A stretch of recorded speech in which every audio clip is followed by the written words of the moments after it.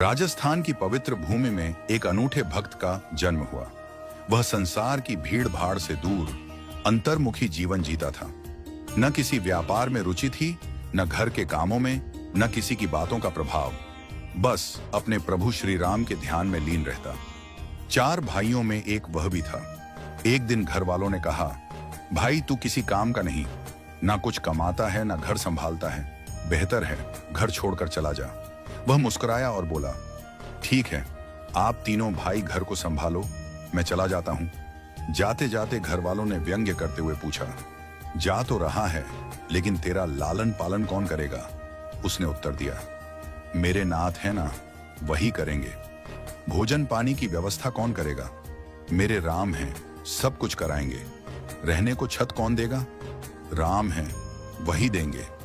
तब बड़े भाई ने कटाक्ष किया, और जब मर जाएगा तब तेरा अंतिम संस्कार कौन करेगा?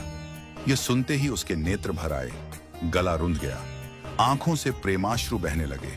कांपते स्वर में बोला, जैसे प्रभु श्री राम ने जटायु का अंतिम संस्कार किया था, वैसे ही मेरा भी करेंगे। यह कहकर वह चला गया।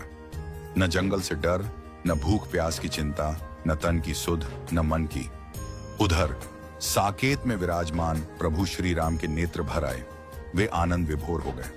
हनुमान जी ने देखा, प्रभु इतने भावुक क्यों हो गए? पूछा, प्रभु आपकी आंखों में अश्रु क्यों हैं?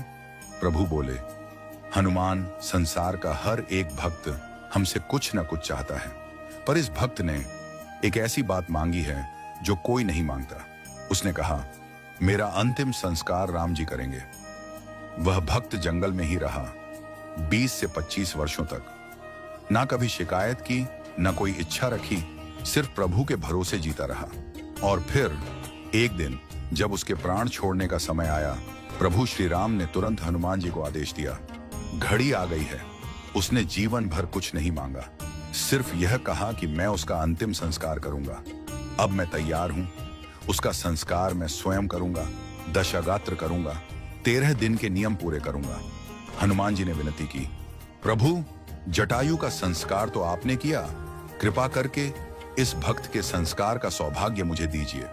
प्रभु मुस्कुराए, हनुमान ठीक है, लेकिन मैं स्वयं वहां प्रकट होऊंगा उसके प्राणांत के समय, और उसे वचन दूंगा कि तू ही उसका संस्कार करेगा।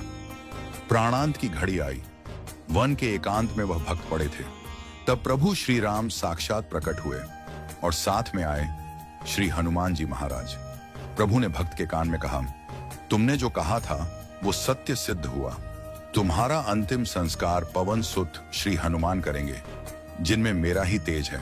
और फिर हनुमान जी ने संपूर्ण विधि पूर्वक उस भक्त का संस्कार किया, मानो जटायु पुनः धरती पर आए हों।